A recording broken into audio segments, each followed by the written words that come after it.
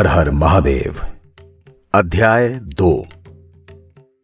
सूत जी ने आगे बताया, हे शौनक आदि ऋषियों, इतनी कथा सुनने के बाद नारद जी ने ब्रह्मा जी से दोबारा कहा, हे पिता, यह बात सुनकर मेरे मन में एक संदेह उत्पन्न हुआ है, इसलिए आप उसका निराकरण कर दें।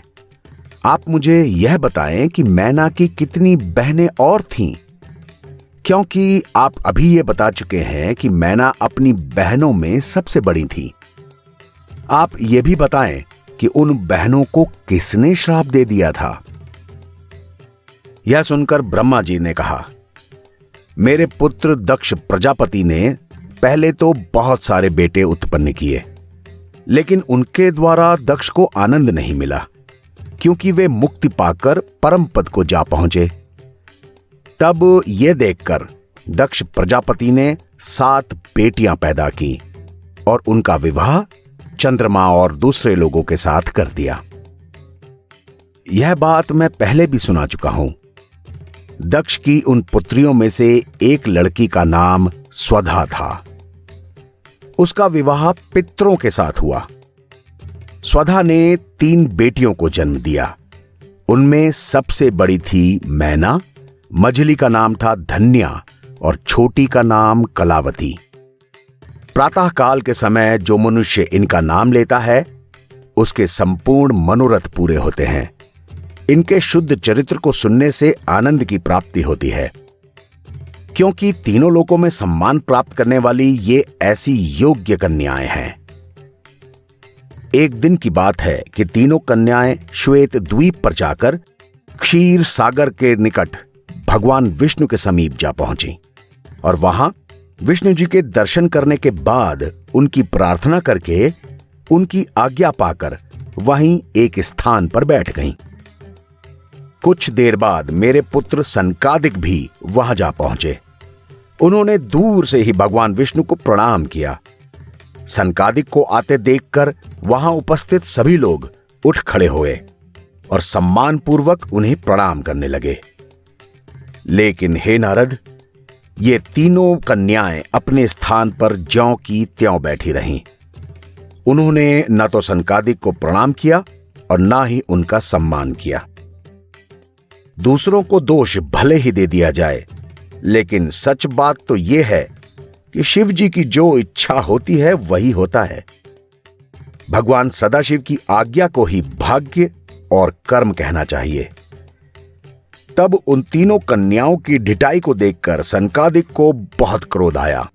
यद्यपि वो लोग बुद्धिमान, निरंकार और परमहंस हैं, लेकिन उस समय शिवजी की माया में पड़कर वो अपने ज्ञान को भुला बैठे। भला तीनों लोकों में ऐसा कौन है जो शिवजी की माया और इच्छा पर विजय प्राप्त कर सके? तब सनकादिक ने उनको संबोधित करते हुए कहा, अरे तुम तीनों बहनें परम मूर्ख हो। तुम वेद के आशय को नहीं समझ पाई और तुमने यह बात भी नहीं जानी कि ब्राह्मण समस्त प्राणियों द्वारा पूजा जाने योग्य हैं। तुमने अहंकार के वशीभूत होकर मनुष्यों के समान अपने मार्ग को त्याग दिया और हमारा बहुत निरादर किया है। इसलिए हम तुम्हें यह श्राप देते हैं कि तुम देव भूमि स्वर्ग को त्याग कर मनुष्यों के देश में जाकर रहोगी। इस श्राप को सुनकर वे तीनों आश्चर्यचकित रह गईं और सनकादिक की प्रार्थना करते हुए बोलने लगीं, हे मुनिवर, हमसे यह बड़ा भारी अपराध हो गया जो आपका सम्मान नहीं किया।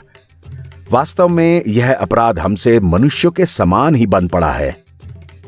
उसका फल भी हम प्राप्त कर चुकी हैं, परंतु अब हम आपसे प्रार्थना करती हैं कि आप हमें यह वरदान दें कि जिस समय हमारा पाप नष्ट हो जाए, तब हम इसी स्वरूप को वापस प्राप्त कर सकें।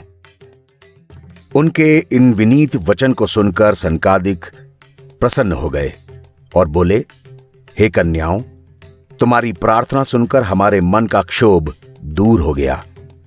इसलिए हम प्रसन्न होकर तुम्हें अब यह वर देते हैं कि तुम में जो सबसे बड़ी कन्या है, वह विष्णु के अंश से उत्पन्न पर्वतराज हिमांचल की पत्नी होगी और वो एक बेटी को पैदा करेगी जो शिवरानी होंगी और वो तुम्हारे कुटुंब के लोगों के सारे पाप नष्ट कर देंगी।